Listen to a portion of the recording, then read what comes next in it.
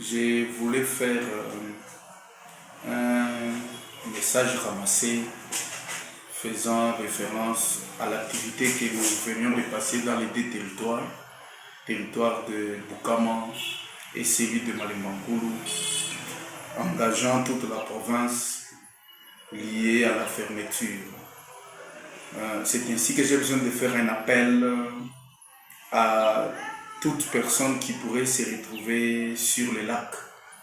Selon le message officiel qu'on avait lancé depuis le mois de fin novembre, leur demandant de sortir et vider le lac. Alors nous renforçons cette mesure, que les gens qui se trouvent sur le lac puissent y sortir, notamment les pêcheurs, les commerçants.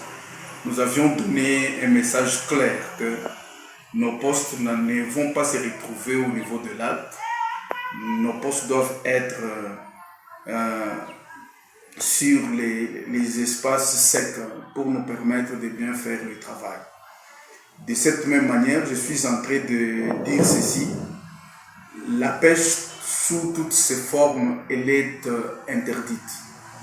Voilà pourquoi nous sommes en train de lancer ce message pour renforcer les mesures et dire en sorte que la pêche, elle est interdite. Donc, sous toute sa forme, que ce soit avec filet, avec hameçon, que ce soit dans quel cours d'eau, nous y avions beaucoup plus martelé lorsque nous étions sur terrain, tout en disant que cette pêche-là, elle est interdite. Les raisons sont simples, parce que nous voulons favoriser la croissance de nos poissons. Il faudrait que les poissons puissent se multiplier. Faute de quoi, nous allons perdre beaucoup d'espèces.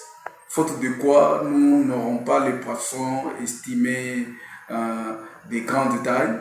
Vous voyez aujourd'hui la province du Olomami qui pouvait nourrir le Grand Katanga, le Grand Kasaï en termes de poissons.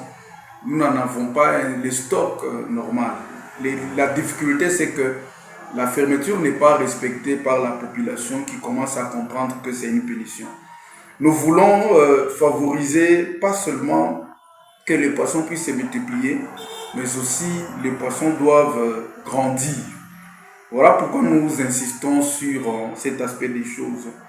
Nous voulons aussi faire en sorte que l'accumulation en nombre de poissons sur nos lacs et les cours d'eau de la province du Olomami soit prononcée pendant que nous allons ouvrir, que les gens se retrouvent, notamment les pêcheurs eux-mêmes, les commerçants qui vont payer, qu'ils payent les quantités selon qu'ils vont en chercher pour leur permettre d'exceller dans leurs activités commerciales.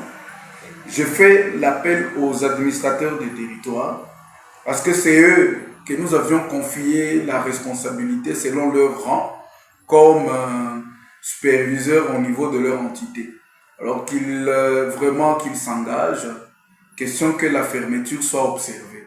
Lorsque nous leur demandons de s'engager, à leur niveau, ils peuvent s'appuyer sur les grands chefs qui sont du coup directement intéressés et considérés comme étant les superviseurs au niveau de leur entité. Les grands chefs à leur niveau, ils ont un pouvoir direct sur les chefs de lac pour nous permettre de faire cette activité-là.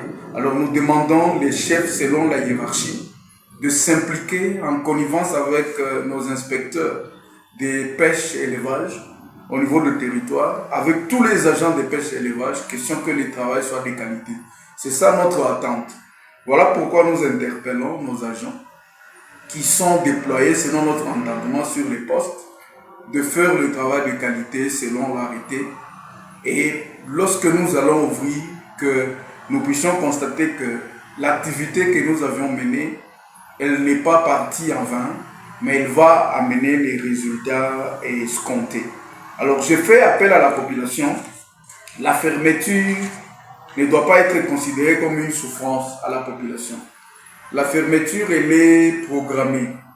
Et d'ailleurs, nous devons mettre ça dans nos cultures que chaque 1er décembre jusqu'à la fin du mois de février, nous clôturons. Alors pendant cette période-là, la Bible elle-même nous renseigne, la nature ne vous enseigne même pas.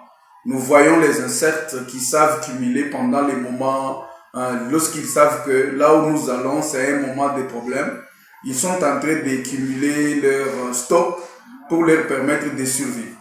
De cette même manière, j'ai fait un appel pathétique aux opérateurs économiques parce qu'eux peuvent nous faciliter à faire les étangs dans nos territoires. Lorsque nous avons beaucoup d'étangs, ça nous épargne parce que pendant cette période, ceux-là qui en ont à Malembankulu, à Bukama, à Kabongo, à Kamina, peuvent suivre les orientations de l'arrêté et ouvrir leurs étangs, savoir aussi servir la population. Alors je demande aux opérateurs économiques de s'investir aussi en ces chemins-là pour permettre à ce que la sécurité alimentaire de la population ne puisse souffrir pendant cette période de la fermeture.